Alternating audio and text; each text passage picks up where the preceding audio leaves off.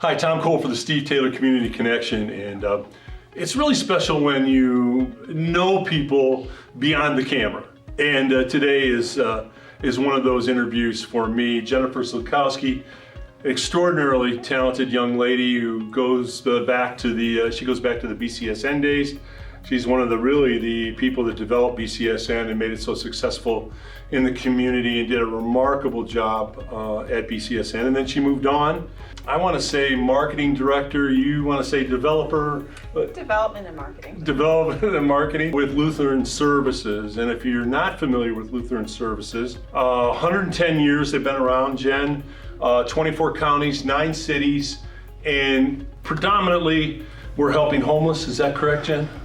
Well, through the 110 years, it has changed from having pastoral care to being job placement to even 20 years actually being an adoption agency. So in the 70s, we turned to mental health, and that is our main practice, is mental health. But through the pandemic, we have been offering other services such as rental assistance, and then also we've had a food pantry for over 25 years. So we were serving over 1,000 people a month, and that was in Toledo and our Findlay location. So our services just continue to grow. We also have re-entry, which are services for people coming out of prison. And we help them acquire a job, acquire housing. So we do quite a lot at Lutheran Social Services. You know, you were always involved in community at BCSN, and I think that's the heart and soul of BCSN, is you had the right vision for it. It really was about community and about folks, and yes, it was wrapped around sports, but it was about community. Were you amazed to see the metamorphosis of it from where it started, you know, in the little seedling in the ground to where, you know, and was it a great feeling for you to know that you had a major part in that? Yes, I mean, the one thing that I started that I'm still very proud that they're doing is the scholarship program. That was something that both you and I were involved with, and then to see people that are now in their late 20s that benefited. Actually, I just saw a story on Kelly Pearson, who had went off to Notre Dame and is still within our community helping. So it's very gratifying to see that. You've always had a giving heart, and when you recognize people with a giving heart, it's unusual, a true giving heart where you want to make a difference. You're not in it for credit, you're not in it for publicity, you just want to help people. And my question to you, Jen, is, you know, that comes from somewhere. Where in your background did you develop that? Because ever since I've known you, that has been your kind of MO. Where did that come from? My mom. My mom brought us up that way. You know, we lived very simple, but she was always giving back. We had family in Poland, and she was sending them money, sending them clothing. Our church, she always did donations and collections of things. So it really came from the family. You know, there was not a time that we didn't always do something for Christmas and food boxes. So no, it really came from my mother. You know, and with Lutheran Services, the great work you're doing with them today, probably never been more important than in our community with the virus. You know, people have lost jobs, businesses have closed down, unfortunately. In a way, this is somewhat reminiscent of the early Depression years in that businesses, jobs, it really has affected people. And I think especially people that maybe were on the teetering point of, well, I've got a place, I've kind of got a job, but I might, and then suddenly it's all gone. Are you seeing that in Lutheran Services where there's more of a demand for housing? Absolutely. And talk to that a little bit. Well, it's kind of interesting because actually going back through the history to kind of highlight some things, we were there during the first pandemic of the Spanish flu. So to kind of see what they did and have it be 110 years later, and we're still doing the same thing, which is assisting with, you know, the rental assistance and placing for jobs and giving food, is just amazing that is still this, you know, what is needed 100 years later. So with the pandemic, everything increased, obviously. So our demand for food increased. So we had a drive-through pantry because we just could not handle the volume. Yes. We actually had the National Guard come out for probably 4 months because the lineup would be down Collingwood. We're in the old West End, and it was just lined up every day. So, you know, that wears on you as well to see the amount of need and how many people just need the basics. What we found out is that the school system feed our children. breakfast and lunch. Right. 98% of TPS, school children are on the free and reduced lunch program. And so there was so much demand for that, and TPS was giving out, but at the volumes that people needed it, everybody in the neighborhood was giving out. Then the rental assistance. So the moratorium happened, and we were granted a $1 million grant last summer that I wrote through the city, which was wonderful. Well, that didn't go that far. So in May, we were granted $6 million for rental assistance. So we are doing that. So yes, that's our main service. And to talk about the demand on school children that were at home and trying to learn, that didn't have access to their friends, didn't have access to all of the great things at school, such as tutoring and even computers or internet. So all this became stressful on everybody. The finances, losing their job. So we actually started with telehealth, which now people are probably more familiar with. But 2 years ago, Lutheran Social Services was not conducting telehealth. So now you can see your therapist at home, on your lunch hour, through your phone, through your iPad, through your computer. You never need to travel. So this now opens a door for mental health for people who might have been homebound, who might be handicapped, who might be aging, and just people who don't have transportation. We don't even realize, what a privilege that really is. Most of our clients actually walk for food and walk for mental health to our facility. So telehealth opened it up, and now that is 40% of our actual businesses through telehealth, because it's now so convenient. People can stay in their lunch and just see their therapist and then go back to work. It's so convenient. Or bad weather, So we have seen so many changes, and everything has increased, I would say 3 times the amount that we had 2 years ago. I think it's so well said, Jen. It makes you realize, how fortunate we are, like a warm meal and a place to live and a car to get in, and you take those things for granted. And secondly, sometimes I see people, everyone needs help at some time in their life. I don't know anyone who is successful that didn't have somebody somewhere reach out and say, hey, help you out here, you need a little help with this, we're gonna do this. And sometimes I think people forget that. I hear some people, oh, well, I did it all on my own. Well, no, you didn't. You had help at this juncture in your life or that juncture in your life. So everybody needs that, and certainly you and Lutheran Services are providing that. And Jen, we couldn't be more proud of you and Lutheran Services. People want to help Lutheran Services, Jen. How do they contact you? What do they do? Well, if they want to help us, they can always make a donation at lssnwo.org.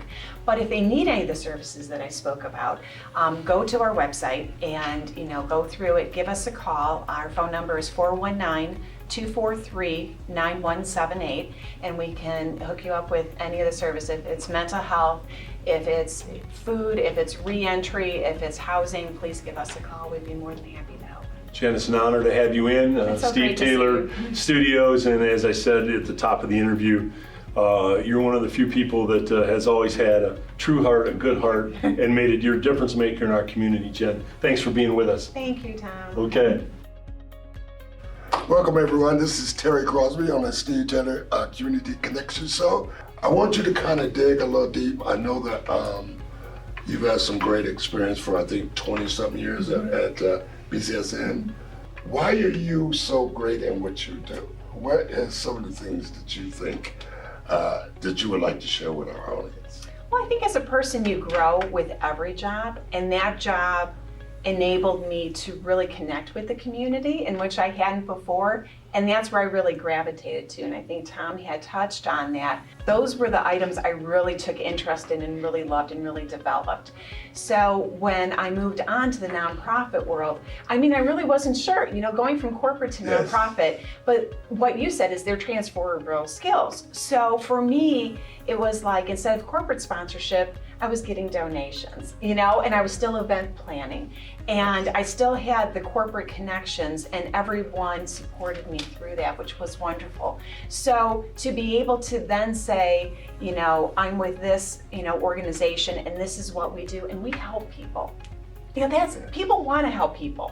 In general, people really, you just need to give them a reason why, what you're doing. So that really was a big step for me, but it really was very easy because it was, doing the same thing just on a larger scale. And through the pandemic, it just became an even greater skill to write, grants. I've never wrote a grant in my life. So writing a grant was new for me, and I ended up writing 16 grants in 8 weeks. And through 2020, that's a lot of work. Tell me. And then through 2020, it ended up being over 30 grants. And we were awarded over $1.1 million last year for various causes. So, but I didn't know if I could do it. You really don't know unless you challenge yourself. Yes, You yes. really don't know. So for me, it was growth. It was growth spiritually, and then just with my career, just to take it to another level and see what I could do. Because I thought I was at that, but you never know until you're pushed, and that was. And that must be so self-satisfying for you to be able to make that transition and do the things that you've done currently. So congratulations. Thank you on so that. much. Congratulations. Thank you so much. It's been such a tough year for all of us, 2020 with the pandemic and everything. And obviously we've all had to make the necessary adjustments. Yes. Okay, just to survive, And so I want you to maybe just explain a little bit about how you at Lutheran Social Services made those adjustments. I mean, you're still here today, thriving, doing extremely well. So what was that process like? It changed month by month, to be honest with you. It's still changing. So, our main service that we have is mental health. So a lot of mental health facilities shut down completely. So during a time when you need it, Yes. how do you, as people were saying, pivot to a new way of life? So that was telehealth.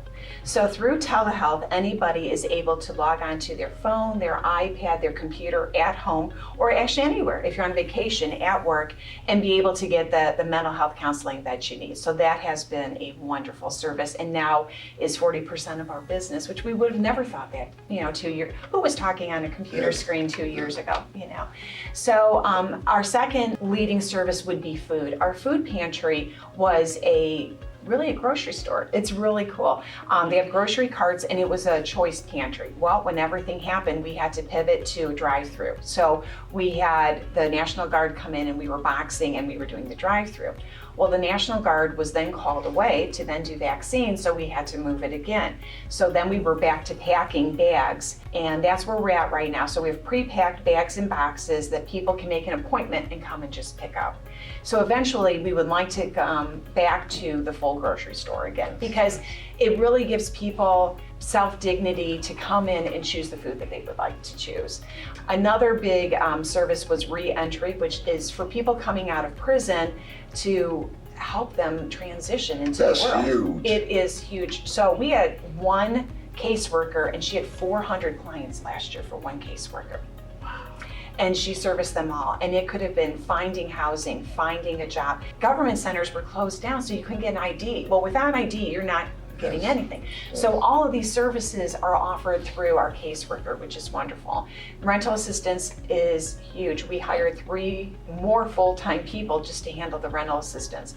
So at this point, if somebody has lost their job or had their hours reduced, such as the entertainment, the restaurant industry, anything like that, they can apply, and we can offer rental assistance for them for up to 12 months of rental assistance. It can be back or even going forward. Again, all of that is on our website. We just continue to plug away, add new services as needed, and hope that we can serve the community as best as we can. I mean, that's really, really impressive. You guys made those adjustments Quickly. in areas that were actually needed.